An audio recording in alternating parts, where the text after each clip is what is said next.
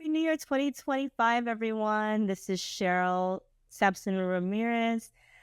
We are excited to bring to you another gem in the archive, Critical Embodied Wellness for Educators, featuring Dr. Stephanie Cariaga, Associate Professor at California State University, Dominguez Hills.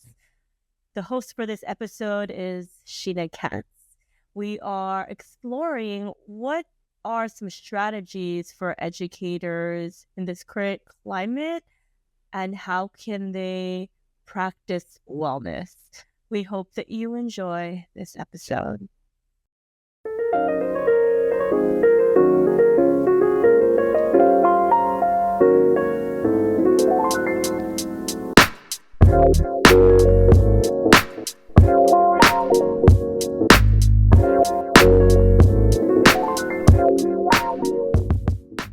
Hello, everyone. Magandang araw. Welcome to episode 10 of season 4 for Pilipinx in Wellness podcast. I'm your host, Sheena Katz, and my pronouns are she and her. For this episode's audio description, currently I am wearing a black long-sleeve shirt. My hair is down. I have some gold hoop earrings on, and I'm seated in front of a impressionist painting behind me. Following our last episode, Hormonal Health 101 with Dr. Kathleen Torio, this month, we will be talking about critical embodied wellness for educators with Associate Professor for California State University, Dominguez Hills, Department of Teacher Education, Dr. Stephanie Cariaga. Hi. So as mentioned in our previous episodes, all views discussed are for informational and educational purposes only. It is not meant to be medical advice, nor does it constitute therapy or professional advice. Always consult with your healthcare practitioner, especially before starting any exercise or new health program or qualified mental health professional for your particular condition. So without further ado, welcome Dr. Steph Cariaga. Hi. Hello. Thank you for having me. Thank you. We're so glad you're here, and we like to typically open our episodes by getting to know our guests a little bit more and where they're from. So from your knowledge, where are both sides of your family from in the Philippines, and where are you currently streaming from today? So first of all, hi. So happy to be invited to come on this podcast. I'm Steph Cariaga. My pronouns are she, her. For the audio description, I have long brown hair that's like swoops to the side.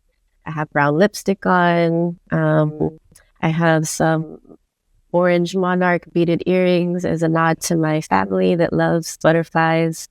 I'm wearing kind of a patterns collared shirt that has all kinds of different colors, blue, red, yellow. And I'm also wearing a red and white kafia, which is a Palestinian headscarf that's a symbol of resistance against genocide, specifically by the Israeli government. And so my origins, so on my mom's side is from Baguio City, but I believe my grandpa Lino also comes from Candon. And then on my dad's side is from Pangasinan, specifically San Roque. And also I think my grandpa Pete was from Cabanatuan. I wish I knew more about all the other lineages. And so that's something, that I'm constantly trying to learn more and feel into. And currently I am tuning in from Tongvaland, otherwise known as Long Beach, California. Very cool. I'm very nearby. I'm in Marina Del Rey. Awesome. Great. So let's dive in a little bit into your professional background. So you're currently an associate professor at Cal State Dominguez Hills Department of Teacher Education. You received your master's in education and Ph.D. at UCLA in social sciences and comparative education. And your dissertation was titled Pedagogies of Wholeness, Cultivating Critical Healing Literacies with Students of Color in an Embodied English Classroom. We'd love to learn more about your dissertation. What led you to focus on this topic? And more importantly, what were your findings? Okay. It's funny because I'm in my 6th year as an associate professor, so it's been a minute since I did the dissertation. So it's good to talk about it again because it does anchor a lot of the work that I do now as a teacher educator. because I work with folks who are becoming teachers or getting their master's degree in education. But I think the roots of my dissertation work was first being a high school English teacher. So I taught first at Lusinger High School in Lawndale in the South Bay, and then eventually made my way to Watts at Locke High School. And I was able to be a teacher for 6 years. And by the 6th year, I was experiencing burnout. What I later learned was more like push out, because there was a lot of things that were happening. One that I wasn't trained for in my credential program. I was experiencing a lot of secondary trauma, which is what happens when you're exposed to working with students or communities who are experiencing different kinds of trauma. And it starts manifesting in your body, in your relationships, in your health, in your emotions, in your mood. And so, I got to the point where I tell this story often where, I was driving slower to school in the morning. And it was just like my body knew that there was something off. And there was a lot of resistance there. And it wasn't so much the students, I really love the students, and I do grieve leaving the classroom earlier than I wanted to. But the conditions weren't in place to really support students on a holistic level. And then at the same time, the conditions weren't in place to actually take care of ourselves as teachers either. And so there were different things that happened, and I've written about eventually having a miscarriage, actually, my 6th year of teaching. And that kind of catapulted me into actually thinking about wellness and healing in my own body, because I was literally forced to stop and grieve through this like huge loss that I was experiencing. And I ended up taking a month off from teaching, and I came back, and eventually, I kind of started to refocus my teaching more on healing. And I had an amazing unit at the end of the semester with students, but it still wasn't enough. And so I decided to take a break from teaching. And then eventually, I wanted to study in grad school what I felt was lacking. And so my dissertation is about how trauma impacts students of color, but also the teachers that serve these students. And I was specifically interested in how do you develop healing curriculum in an English classroom? Because, in the English classroom, it's so beautiful that you get to hear these stories, you build connections with students, but nobody really trained me what impact those stories can have on us as teachers as well. And also ways that we can support students, not just tell their stories, but actually heal from the things that come up in some of their stories as well. And so, I ended up teaching an 11th grade English class in South Central. And I focused specifically on developing curriculum that focused on students to get to know their bodies more. We practice a lot of mindfulness. I chose a lot of texts that were specifically about healing. So we read Gloria Anzaldua's work, a Chicana feminist, about these different paths of healing, and students wrote their stories. And then we did a unit on grief. And again, similar to my 6th year of teaching, unexpected kind of grief erupted again. And this time it was my mom. She ended up getting diagnosed with leukemia during right before I was about to teach this unit on grief. And so, it was this interesting interplay of helping students be with their bodies, feel, learn how to express their feelings. And then at the same time, me going through this big rupture in my own family, because, my mom was my rock. She helped raise my kids. She helped advocate for me to go to school, because my dad wasn't trying to have me leave LA, to go to the Bay when I went to Berkeley for school. And so, it was a lot. And so the dissertation really was about learning to be in your body, even when it's difficult, and the ways that as a teacher you can cultivate conditions of safety and courage for students to do the same.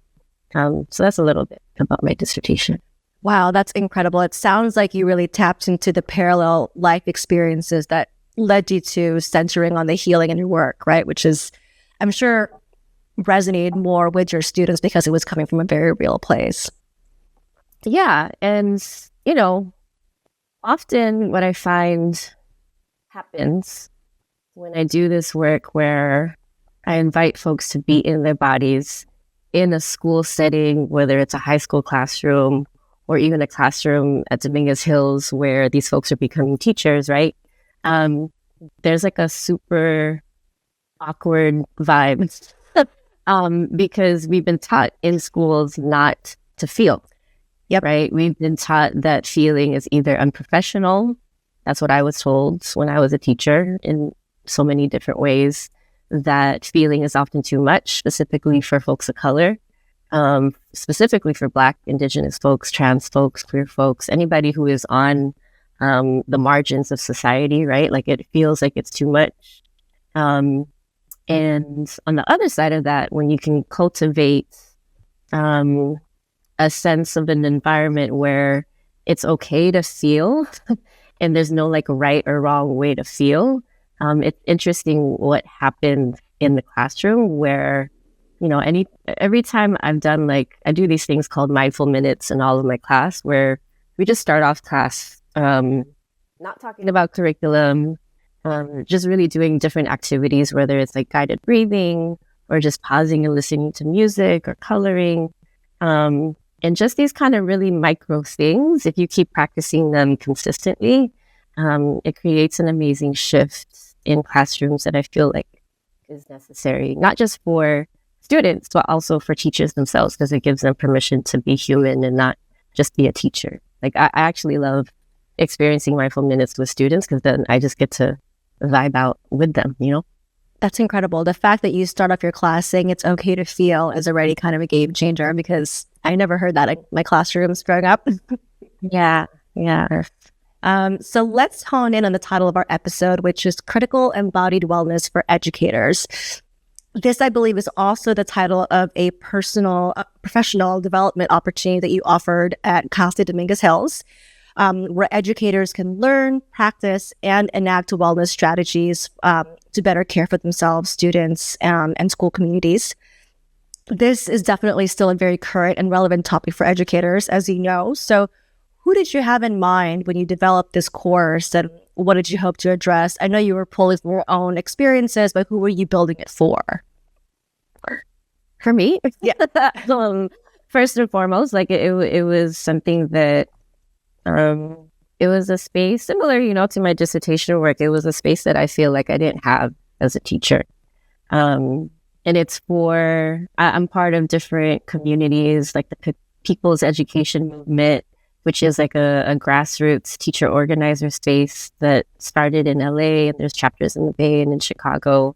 But I'm also just, you know, by way of being in the field of education, connected to other folks who are critical minded, who understand that schooling causes harm to young people, both historically and in the present moment.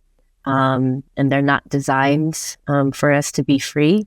And so what I wanted to create was a space where, like I said before, we are given permission to feel, but also recognizing that feeling is hard, right? When you have been trained and conditioned to not feel, to think it's not safe to feel, you can't just tell someone to feel, right? Right. It takes practice. It takes a lot of vulnerability of folks who are facilitating. And the other reason why I created Critical Embodied Wellness for Educators is because I eventually did this one training when I was in graduate school, where I was getting my Ph.D. And it was one of the last trainings, I think, in LA at the time. And it's called Generative Somatics. And it's led by Stacey Haynes, or it was led by Stacey Haynes at the time. And Prentice Hemphill was also an instructor, and other folks. And I don't know if folks have heard of somatics. I think it's going around in the wellness community more these days. And I know that words can often like confuse things, but I think for me, somatics is about learning to get in touch with the knowing that you have in your body. And when we talk about body is not just like this physical container that we have. It's also the body that is shaped by our ancestors, by our history. It's shaped by the folks we're in relationship with. It's shaped by the folks we're fighting against. It's shaped by structures of oppression. And so all of that lives right in your body. And the one thing that we all have access to, but we're not really remembering that we actually have and that we need to take care of, but also it's a source of storytelling. It's a source of healing.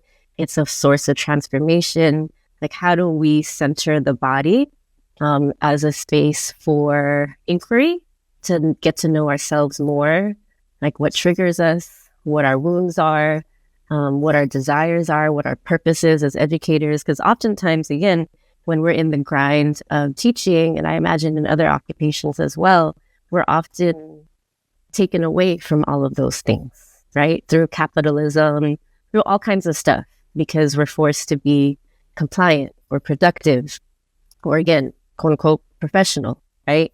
And it makes us forget that there's this big resource that we can learn from. And from being with that resource with ourselves, that then ripples into the way that we show up with our students. And so, yeah, that's what CREW is, Critical Embodied Wellness for Educators. And so somatics is not just about like healing in the body. It's about studying the body, like really noticing and being aware, like what shows up when you're stressed out, what shows up when you're tired, what shows up when that person is pissing you off, what shows up when that student is activating all kinds of stuff, what shows up when you feel shut down and you're disconnected from other folks, right? And all of these are good information to get to know ourselves more and what our limitations are, and perhaps what our old stories are and what our wounds and some traumas and stressors might be, so that we can make sense of them and then be able to be a more whole teacher with students. So it's about studying the body, but also practicing. So a big component of CREW is that we choose different practices to be in our body at least once a day.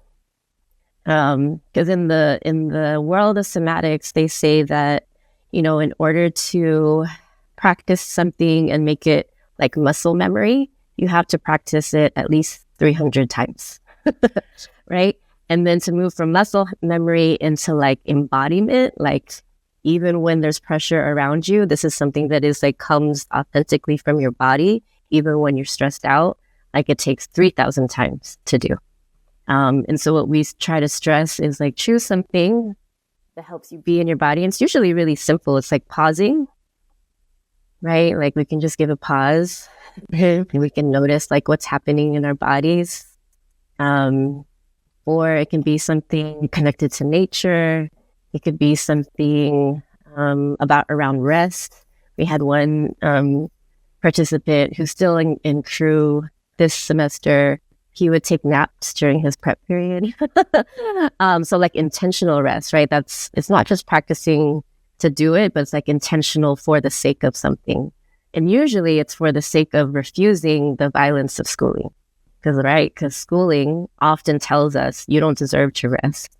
Or it'll tell us if you're overwhelmed, then just disconnect from everything instead of actually stay engaged in the conflict, right?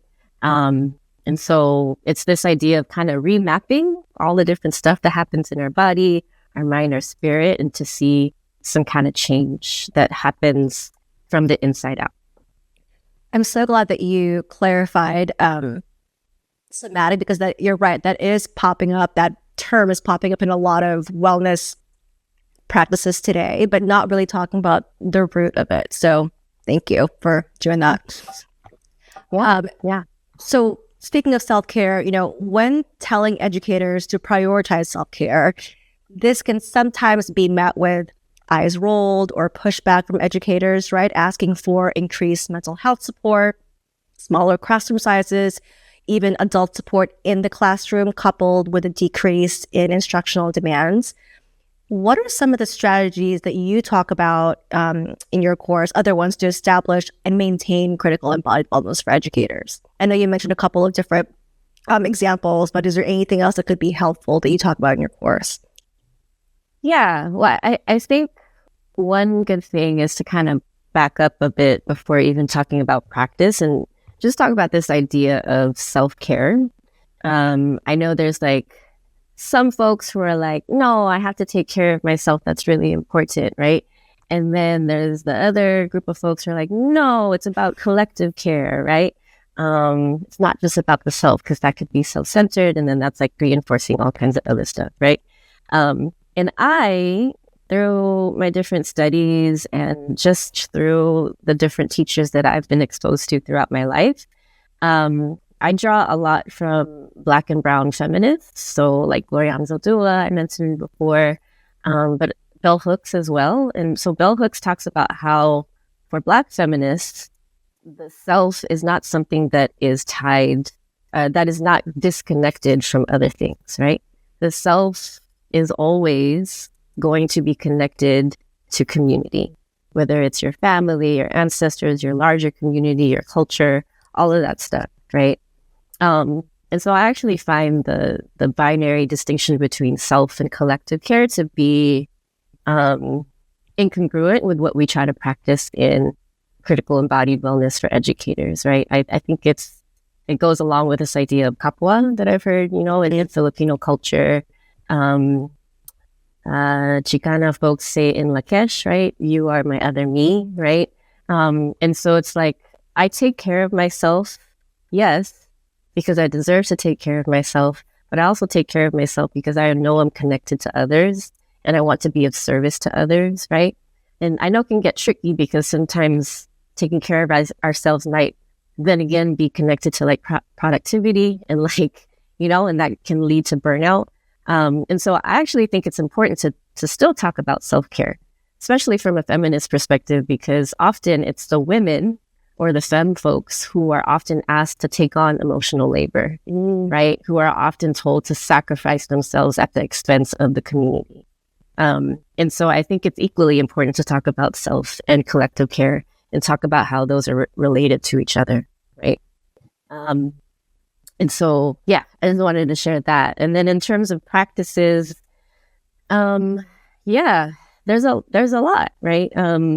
In our latest cohort, so we had a second cohort of crew this semester, and every cohort we invite different teachers, guest teachers, to practice different kinds of embodied wellness with us from different lenses.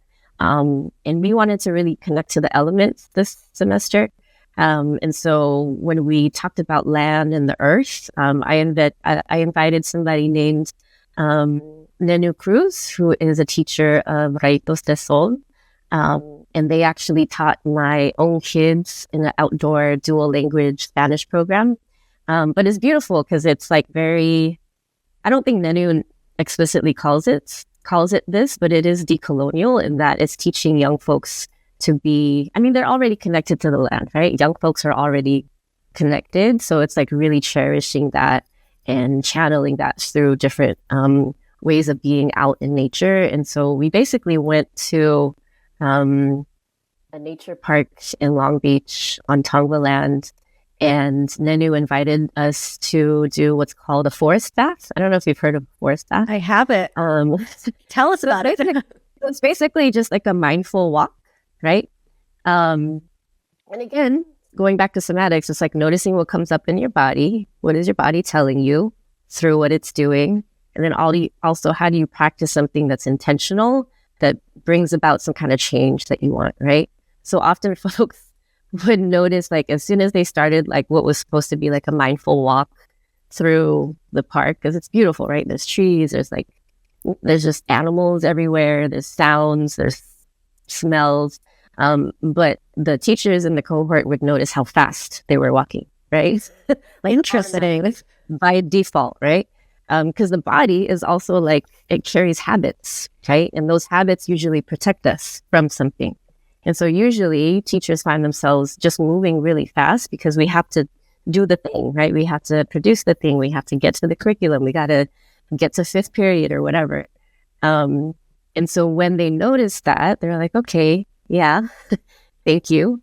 And Nenu invited us to really just, like, it's super simple. Notice your heel and your toe hit the earth. And so as soon as folks practiced doing that and really kind of noted their feet on the earth, things started to slow down. They started to notice more around them, the beautiful spider webs, the birds, the butterflies, the sounds. And then all of a sudden that started making connections to their grandparents who used to take them to wherever, you know? And so again, it's this idea of like just through simple little practices and being intentional about it and practicing awareness and compassionate awareness, it just opens up all these different kinds of possibilities. So yeah, that's the forest path. I love that your kids join. How did they like it, or how did it resonate with them?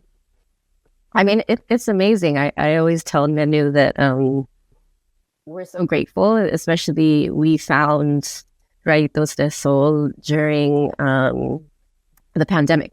Oh, wow. So yeah, so there was a lot of grief happening, you know, collectively around, especially young people being disconnected from their schools and their friends and the teachers that they love, right?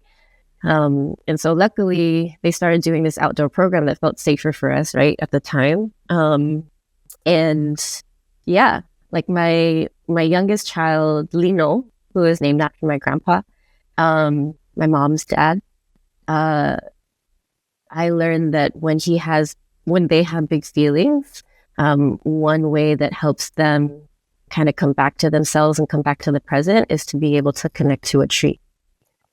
Now they can't always climb a tree. Like, it's not the most accessible thing, but like, that's good to know, right? To know that just by connecting to nature, like, it can help you regulate your emotions. It can help you become more present.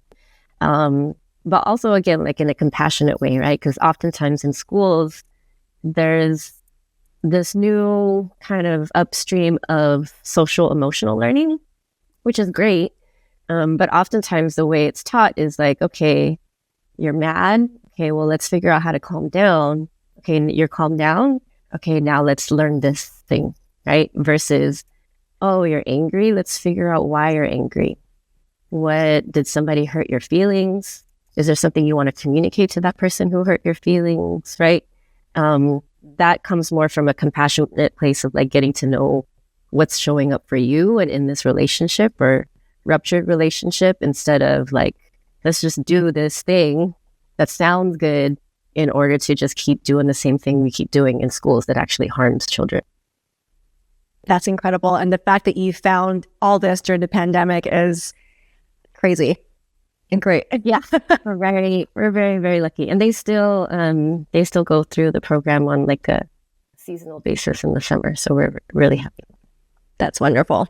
So being that we are Pilipinx in wellness, we know that you've refereed journal articles with Filipino educators such as Dr. Patrick Camangyan at University of San Francisco and Dr. Tracy Lechica Buenavista at Cal State Northridge. So in your collaboration with them, what were some of the elements that you see that are rooted in our Filipino American community, such as intergenerational trauma, that are also paralleled among students of color in urban U.S. public schools? Yeah, I mean, I think the common thread between the different pieces that I collaborated on with one, Patrick Camangyan. So I want to give a shout out to Cam. He is one of my like Mano mentors. And we published a piece about social emotional learning. And it talks about how social emotional learning can be a form of miseducation, kind of similar to what I was sharing before, right? If it doesn't come from a place of wanting to work towards freedom instead of just perpetuating and reinforcing the violence that we already see in schools. And yeah, so that's that piece. I'm going to get to your question. I'm going to kind of go in a circle. Yeah, so that's that piece. And then one of the pieces that I published with Dr. Tracy La Chica Buenavista, who is also like a manang mentor, femtor of mine, also Ilocano. We collaborated on a couple of different things, but one of the things that I'm thinking about is we collaborated on a piece with other scholars, including Ed Kuraming and Sharima Porkhorshid, about cis heteropatriarchy.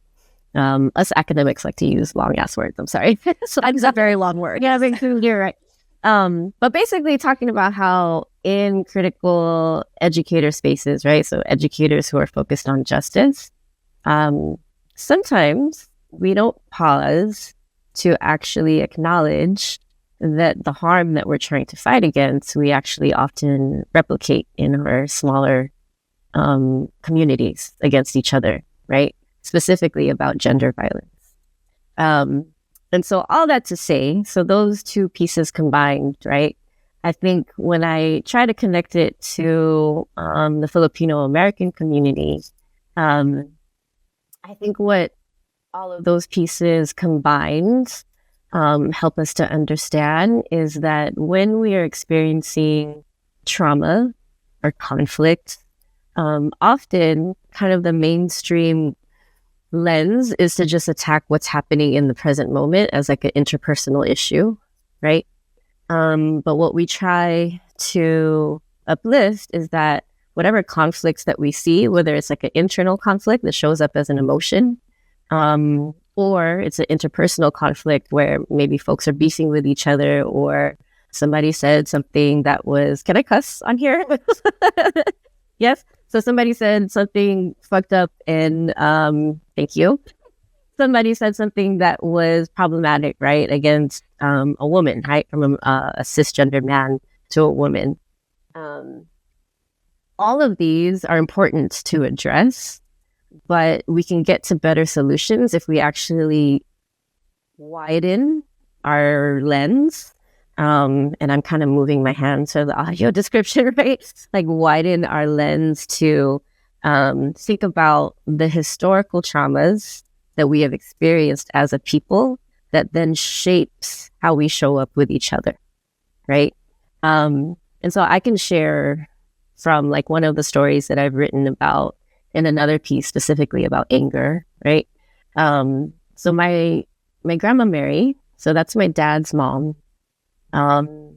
She took care of my dad for 13 years in the Philippines from the day he was born, by herself, but with family and everything, but not with her husband at the time, my grandpa Pete, because my grandpa Pete ended up migrating from the Philippines to Hawaii. He was the first one to come here, and he worked in the sugarcane fields and sent money back. And so, you know, I'm grateful to my grandpa Pete, and, you know, it was a long time, and he ended up meeting another woman and all of this stuff, right? And so 13 years later, he was able to petition my grandma and my dad to Hawaii. And she gets to Hawaii and she's not happy. And my dad would often describe how she would have these like outbursts and he didn't know what to do with it. And, you know, there's this awesome story where she was about to fight the woman that my grandpa was seeing. Like she went to the house and started throwing rice at her door. I don't know, something crazy. And I was like, that's where I'm getting it from. And yeah, so there was a lot of anger in the house, right? And so if you move another generation to my family, when I grew up in my house, my relationship with anger was always one of fear, because my dad would also erupt, right? And I didn't know what he was mad about. And because, you know, I'm a Pisces, right? And so for the folks who are, you know, astro heads, know that Pisces are very like naturally feeling, intuitive people. and can kind of blend into other people's feelings. And so I did a lot of that as a young person. But it ended up being to the point where I was more concerned about other people's feelings instead of mine. Right. And that's just like my dad's side. And so I have a lot of empathy for my grandma. She would say things to my dad in Ilocano. I forgot how to say it in Ilocano, but she would basically say, oh, agawid akon, like it's time to go back home. This is not home. Right. And so this all disrupts the whole story of like the American dream, right? We come here for a better life, which we do have a great life. Like I want to recognize and acknowledge that, you know, I have a lot of privileges because my grandpa Pete was able to come here and then pave the way for the rest of us to come here, right?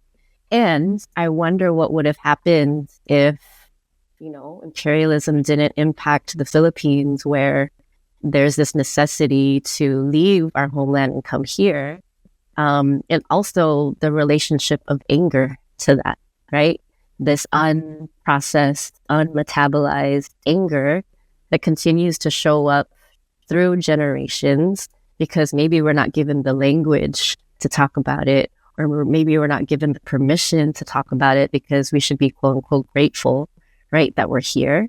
And so, yeah, I think a lot of the work that I'm trying to do now as a mother and also as an educator is to, again, when anger shows up, as hard as it is, how do I work with somatic practitioners? How do I work with my ancestors?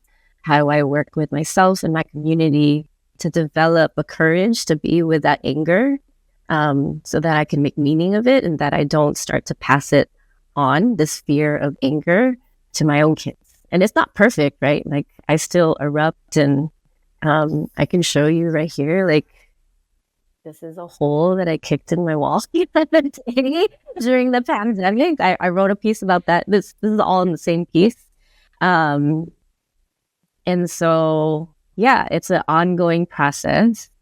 And again, going back to Black and brown feminists, it's like Gloria Anzaldúa says that there is no like end to healing. It's only just a continual process, right? So I try to remember that for the sake of my own kids and their descendants and the young people that I'm working with and the teachers that I'm working with who are also working with young people, right? It's like, what do we want to pass on? Do we want to pass on an avoidance of our feelings and the messages that we have in our bodies? Or do we want to actually reclaim those? Because we do need anger sometimes, especially right now. Absolutely. That's a great segue for our next question, which may be a little bit of a deeper question, but would love to know what your thoughts are and how we can support educators in addressing students' wellness needs with the upcoming administration. Yeah, that's a big one. Yeah. So I think, you know,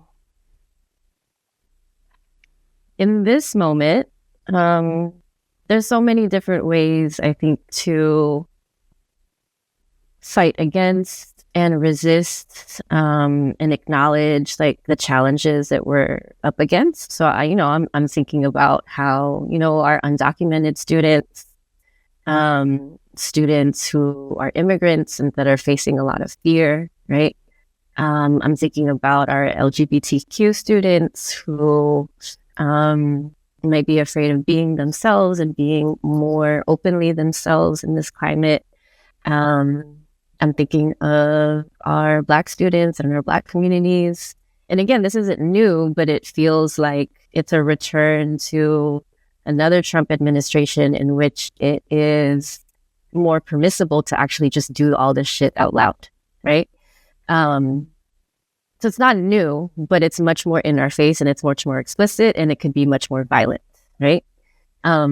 And kind of like drawing from my work around understanding trauma and stress and what it does to our bodies and what it does to our relationships. I think the biggest thing for me and my own role and what I know how to do and to facilitate is to create safe spaces for folks to feel through what they're experiencing. Because oftentimes when we are stressed out and when we're up against something, the default is to just keep going and to like fight. And sometimes that fight response is not very precise. Sometimes we end up fighting against the folks that actually we should be building with, right? Right. Or another automatic stress or trauma response is to avoid and just be like, shit is too much. I'm going to disengage. I'm good. Bye-bye. Right? And again, all of these responses are really important and we need them. And when we can create safe spaces or brave spaces to actually feel through what we're experiencing, we can be more mindful about how we want to move forward. Right? Oftentimes I've been a teacher educator for 6 years now at Cal State Dominguez Hills, and we've gone through a pandemic. Like we've gone through different crises at this point, right? And I think at this point we're going to continue going through different crises even after Trump's administration. And so what I noticed that happens when crisis hits is that folks just keep piling shit on. Yep, it's like we got to do this, and it's good. Like I feel that push, that pull, like I'm usually the person that's like, I need to create a list of resources and it's great. And I wonder, learning from surviving the pandemic, for those of us who did survive, because not all of us did, and those of us who have survived different kinds of crises, how can we learn from those experiences to make our response in this moment more sustainable and more focused? And oftentimes what administrations like this do that are rooted in white supremacy and patriarchy and transphobia and all these things, they want to draw on our fear. They want to perpetually put us in a state of fear so that we actually don't focus on protecting and loving ourselves, right? Because we're always protecting or being hypervigilant and waiting. And again, those things are important, but sometimes it's a matter of like pausing just long enough to figure out like, what is the right thing to do in this moment? And perhaps sometimes the right thing to do is to do less, right? Because oftentimes when we're stressed, we can't do more because like our brains are not really operating and functioning at the same level.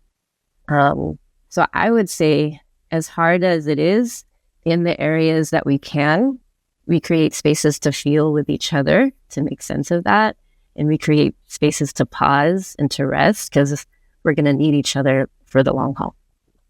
That makes sense. And drawing from your experience, because you've had a couple of different instances, I'm curious, are you seeing a difference between the K through 12 versus college or university educators when it comes to their wellness needs? As someone who has become an academic and has gotten, that terminal degree of a Ph.D. and has been in the academy for K through 12 plus 2 more years plus 4, 5 more years, like all those years combined in school. I think what schooling does to you is Bettina Love, another educational scholar, she talks about spirit murdering. What is spirit murdering? I mean, murder's a spirit. It makes you think that you have to operate a certain way. And, the higher you get in these institutions, which is the same thing as like becoming president, right? It's like the higher you become and you try to push through these different institutions that are founded in all kinds of violence and genocide and erasure and punishment. It does something to you because you get rewarded for acting a certain way, right? You get rewarded for being competitive. You get rewarded for not taking breaks. You get rewarded for, advertising yourself, like all this stuff, right? It's glorified as a positive thing. Yeah, and it does something to your psyche and your spirit and your body. And so I feel like the higher you get up in the academy or in higher education, or on the other hand, becoming a teacher and then being one of the gatekeepers of these institutions, right? Like you start to drink the Kool-Aid a lot. And I think what happens is, for me at least, and I learned this through being a teacher and making a lot of mistakes, is that you have to know when to refuse things, and you have to know what boundaries to set, and you have to know to remember what actually matters to you, because all kinds of shit will be thrown at you, things that you supposedly have to do. And it's okay to question, like, do we really need to do this right now? And so for me, I feel like the longer you are in schooling, from K to 12 to higher education, the more that you are exposed to this quote unquote spirit murdering. And so you have to create those spaces of protection and release too, right? I think a lot of it is also grieving, because sometimes you're forced to do things that you don't want to do. And that also takes a toll on your spirit, right? As a teacher, I had to test my students all the time. I had to do these different assignments that I didn't think was that helpful to them. And even when I teach my credential students, folks who are becoming teachers, there's all kinds of stuff that California makes us do. And so, it's a lot of like releasing the stuff that is imposed upon you, having compassion for the ways that you've navigated. And, we're not perfect, and it's hard to be in this kind of in-between space of knowing institutions are violent and being part of the institution, but while also trying to fight against it at the same time. And now I know that you've seen it with your own practice, but looking at others and your students, what outcomes have you observed in students or educators who do engage in critical embodied wellness practices? Are there any good case studies or examples you can share of, have you seen it benefit someone else's day-to-day? Yeah.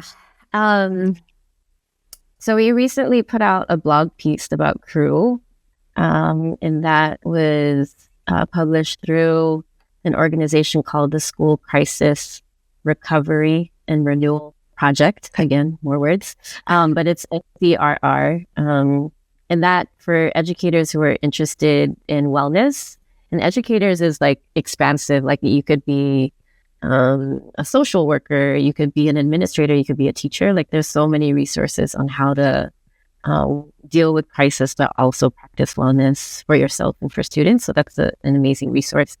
But we got invited to write a piece about thru after doing the first cohort last year.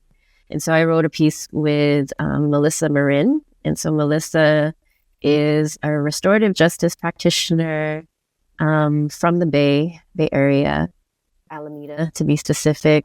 I believe that's Ohlone land. And she wrote about her experience as a student or a participant in the cohort. And what she chose to do as a practice was body scans. So it's just, intentionally every day scanning the body. And, different body scans look different based off of different lineages. But the way she would do it is she would just start either from the top or bottom of her body and just start to notice, like, how does my scalp feel? How does my forehead feel? How do my cheeks feel? And anytime she would come across something that was challenging or interesting, she would pause there and just kind of like listen and be with it. And what's interesting is that she noticed, one, how hard it was, because it's hard, and she identified as a Black queer woman. It's hard for folks who are marginalized in different ways to be with your body, because you've often been conditioned or taught that it's not safe. You might be punished. You might be seen as too much. And so it was difficult. And then she would also notice that, actually, I have a lot of ailments right now. Like my body actually doesn't feel good. So I also want to offer that, like, embodied wellness and practices, it's not always going to feel good, Like we want to feel good, but sometimes the learning also comes from being able to be with our pain. Because sometimes we're also trained not to be with our pain, right? It's seen as a weakness, or you're too vulnerable. But again, it's like that compassionate practice of being with yourself, whatever shows up. So she kept doing body scans. And what was beautiful is that we also, so in addition to practicing the body scans, we also study like our different trauma and stress responses that I mentioned earlier. And so she wanted to know more about her appease strategy. So this is another, besides fight, flight, freeze, the 3 Fs, there's also fawn. And fawn is another word for appease, right? So if you think of a dog when they get in trouble and they try to make you, they're wagging their tail, they look very, nice so that they don't get in trouble. Like that's something that we learn as also animals, as human beings to do in order to protect ourselves in some way, or at least to like stay within a group, right? So as a teacher, I might practice appeasement automatically and saying yes to something because I want to be part of this field, of this job. But then I might recognize that, oh shit, I said yes, even though my body actually said no, right? And so she was studying that in her body as well. And so, yeah, she just talks about both how the body scan and learning to kind of notice the different things that come up in your body when you're starting to appease. Like for her, she notices like the automatic nodding, the smiling, like I'm non-threatening, so let me smile, let me show that I'm just this pleasant person.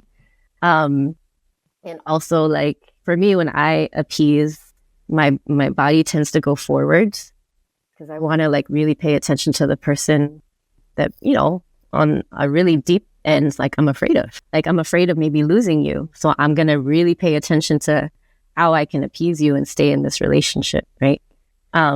And also noticing that when you appease habitually, it can also, on the other end, while it helps you belong to a group maybe or stay in a group, what it also does is it conditions us to disappear our own needs, right? We start forgetting our own stuff. We don't recognize when there's actually a no in our body, right? And so, yeah, all of these things were happening. And she was able to recognize when her appease shows up and also how to transform it and be like, no, I'm not going to appease. I'm actually going to hold a boundary. And so, yeah, it's a beautiful piece about what many teachers learn to do.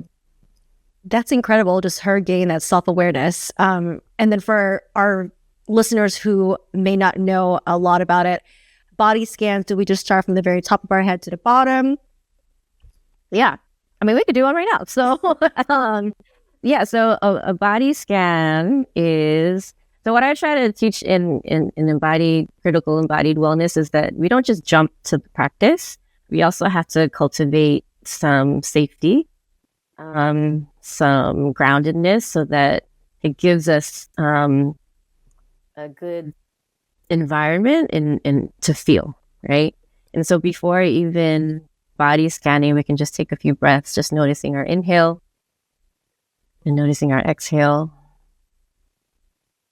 And then as we start to do that, maybe we start to notice how we're sitting in our seats, start to notice the environment around us, recognizing that we are in our home and this is a safe place for us.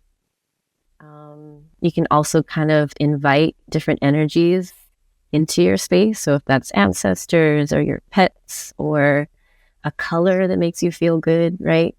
And then from that place, then you can start scanning, right? So you can scan the top of your head, your face.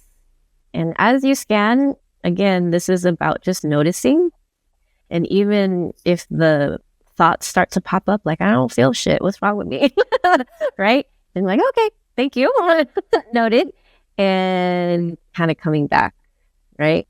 And even if you don't feel anything, that's also good information, right? So you might feel something in different parts of your bodies, or you might notice it's neutral. You might notice there's pain. You might notice it feels good.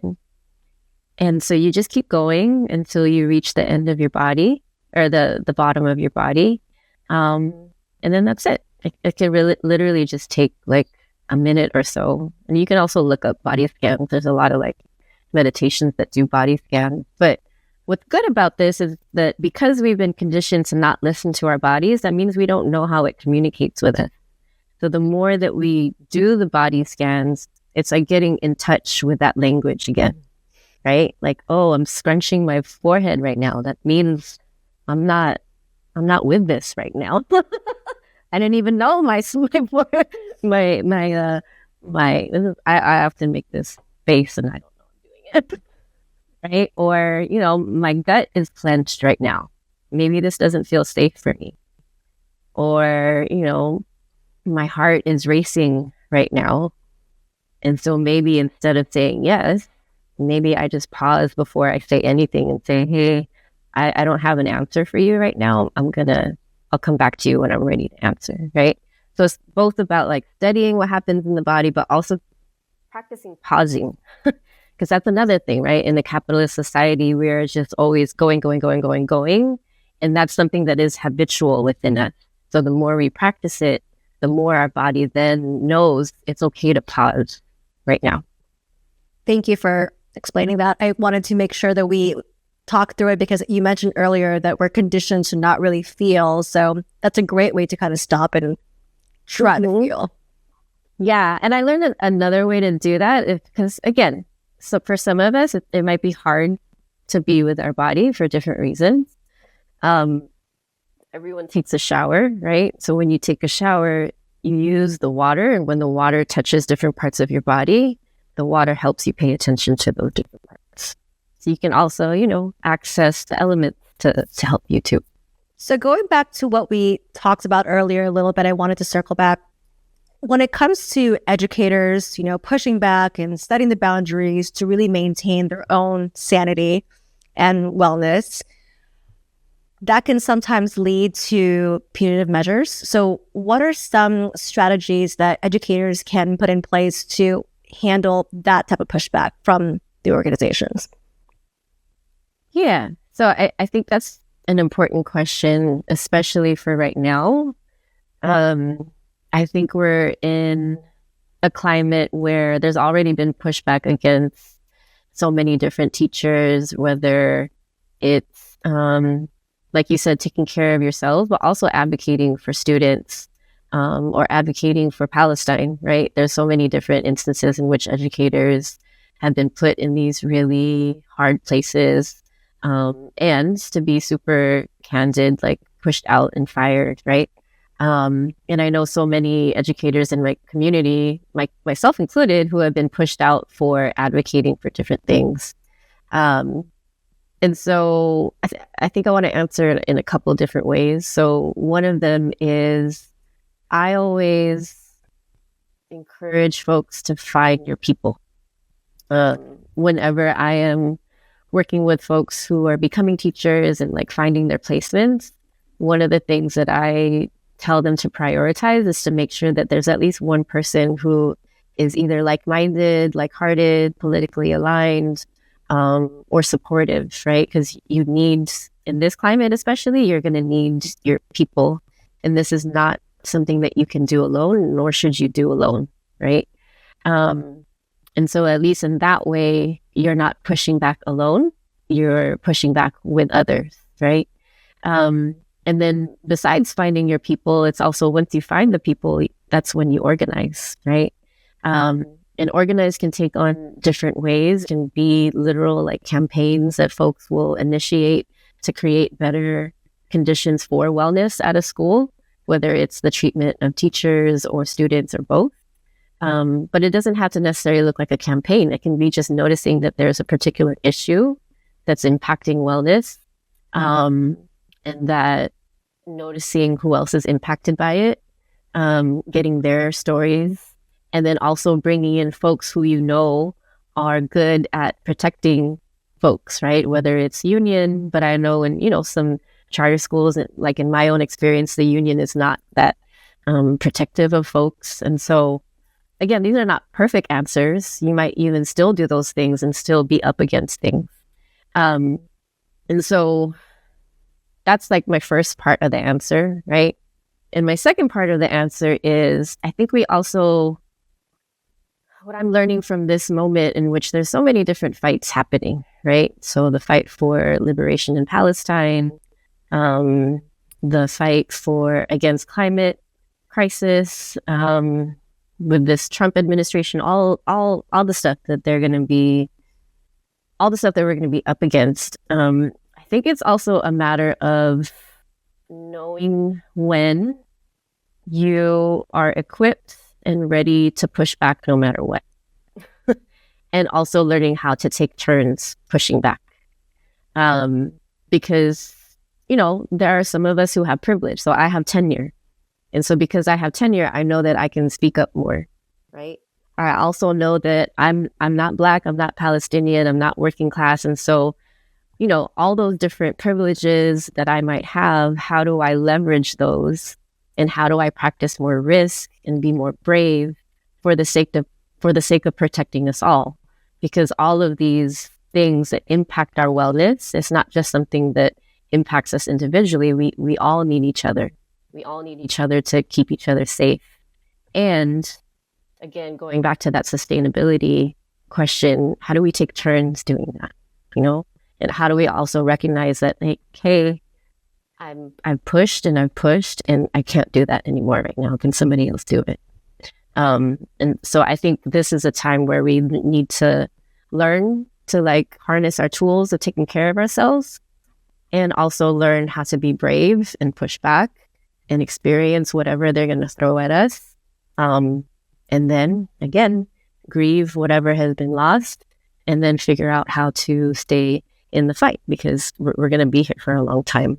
So all that to say is, I think the question was around like, how do we respond to pushback against wellness? And I want to be really clear that I'm not defining wellness as individually taking care of ourselves. I'm defining wellness as collective care and taking care of all of us, and understanding that all of our struggles are intertwined. That makes sense. And, you know, because we are a health and wellness podcast, we do also like to ask our guests about their own wellness routines and practices. So how do you balance being a mom, a wife, and an associate professor amongst many roles that you play in your personal and professional arenas? You know, what does your own wellness and self-care practice look like? Yeah, so through Generative Somatics, which I mentioned earlier with Stacey Haynes and Princess Hemphill, I learned this practice called centering. And it's a combination of different things, but it's this practice that I do that helps me remember literally like the center of my body. For a lot of cultures, this is where we hold our power, our purpose. This is where we create, right? And so centering is like a combination of different practices of like being in your body, but also like intentionally practicing having dignity in your body. And one way that you do that is to just notice the length that you have in your body. Because oftentimes, again, by default, by habit, we might just kind of navigate the world slumped over. Whether like you can see it as I'm doing here, where I'm kind of hunched over, or internally, I might have that kind of just internal sense of like shame, right? Because again, we live in a world that likes to shame folks. And so how do I practice like intentionally bringing and noticing dignity by like lengthening my spine, noticing my feet on the ground. For me, dignity is about like also connecting to the earth and noticing what's around me. So I try to practice that at least like 3 times a day. And one way I try to remember is I have these rings that were given to me by one of my grandmas. Oh, wow. I'm kind of taking them off. So it's a bunch of gold thin rings on my finger, and so I'll move it on my other hand to kind of signify that I've done it for the day. Or sometimes I'll text my friends who are also doing a centering practice, so that we're accountable to each other. That's like the find your people thing, you know. That's one practice that I do. I also every other week have started training in Jiu-Jitsu. Again, with my kids' teacher, because I was like, that looks fun. I want to do that too. And, you know, that's me taking care of my anger, like kind of going back to the anger, the generational anger that I carry with me. It's like, how do I embrace that, you know? And through training, like it's really taught me that I have a lot of power, and it's okay to like express that power in ways that are supportive, right? And so that itself has been like a really big journey for me to move from like, oh my God, this is like scary, I don't know, to like, oh, this is exciting. This feels really good, you know? And yeah, so that's one practice. Trying to think. Oh, another thing that I notice about myself, like I mentioned before, is like, you know, being a naturally empathetic person. I think I take on a lot of people's energies and stories, and I just noticed that I need solitude. And when I'm getting grumpy or really short with my kids, I'm like, oh crap, I think I need to give some time to myself, you know? So I try to also, luckily my schedule allows it, where I intentionally just carve out time to be by myself, whether it's like going to the ocean, which I have the privilege of being next to, or just being in bed, and just like less stimulation, because I think oftentimes I'm just overstimulated and fatigued by it. And so those are like 3 little practices that I try to do on a regular basis as much as possible. That's a very well-rounded set of practices that takes care of mindfulness, rage, and resting. I'm trying, but it also echoes what I try to teach in crew, because those are pretty much the themes. Because the same person, again, who I train with, we invited her, Professor Zahalia of Raw Life Defense. She did some self-defense with crew. And then Liza Kasudin, another, I think Cheryl knows her, a Panay teacher here in Long Beach on Tongva land. She does restorative yoga. And so we started off with rest as well. And we started off with rest on purpose, because oftentimes we act like we have to deserve rest and that has to happen at the end. And so we started crew with rest on purpose.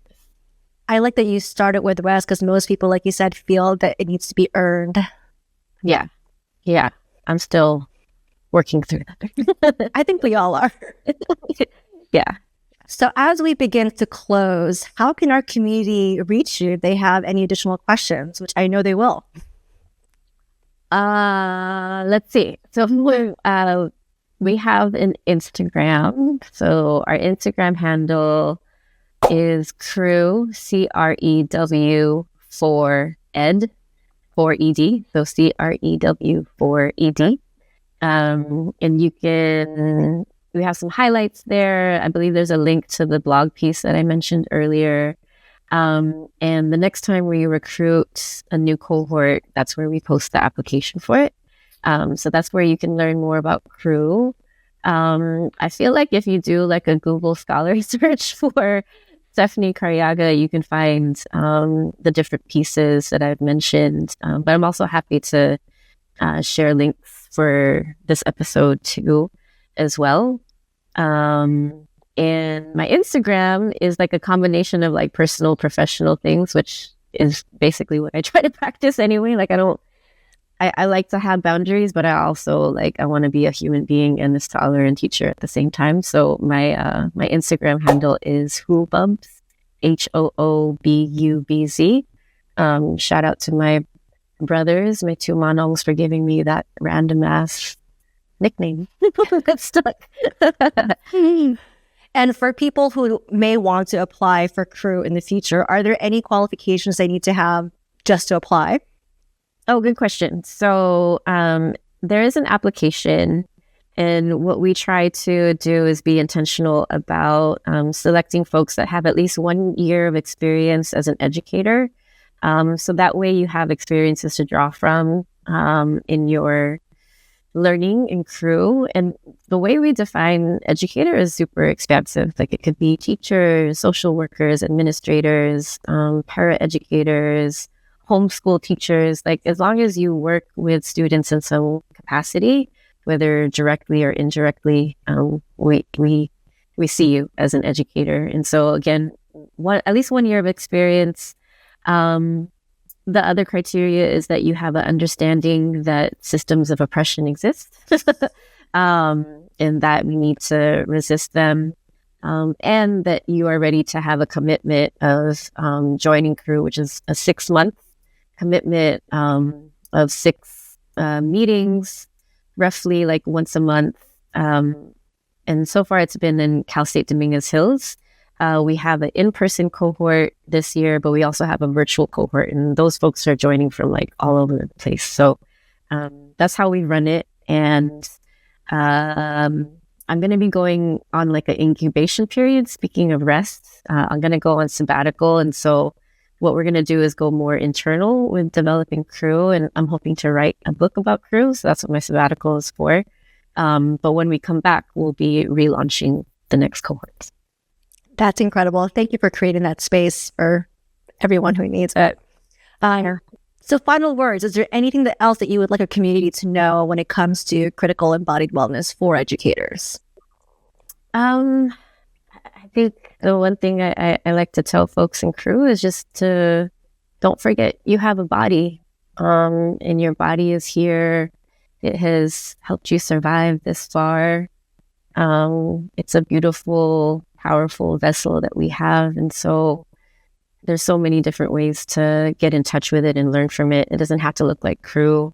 We all have cultural and ancestral ways of connecting to our bodies too. And so, yeah, just remember we have bodies, and they're here to help us heal. I love that. Thank you again, Dr. Cariaga, for joining us today. We look forward to witnessing your journey unfold as you continue to offer support from academia. We will continue to, of course, share your upcoming opportunities as we stay connected in partnership. Awesome. Thank you. Yeah. And to our community, for our next episode in line with Lunar New Year, we'll be talking with acupuncturist Rose Palma about perimenopause and menopause. Stay tuned for that episode. Stay tuned for that episode, which will launch on Wellness Wednesday, February 12th. And as we close, we'd like to acknowledge once again our guest speaker, Dr. Stephanie Cariaga, Liza Gesudin, who for referring her to us, our graphic designer and producer for our opening and closing track, Ritchie, our advisors, Allison De La Cruz, Rian De Los Reyes, and Sofo Teologo, our community partners, SoCal Filipinos, the Filipino American Life, Rising Filipinas, Therapinay, and all of our community members for your shares and support. As always, we'll make sure to share our guests' offering on our IG stories and highlights for permanent access for any of their upcoming events. Please be sure to follow us at Pilipinx and Wellness on IG, Threads, Facebook, Apple Podcasts, and Spotify. Don't forget to continue to hit like and subscribe on our Pilipinx and Wellness YouTube channel. Be well, everyone. Continue to take care of yourselves. Maraming salamat. Thank you again, Mada.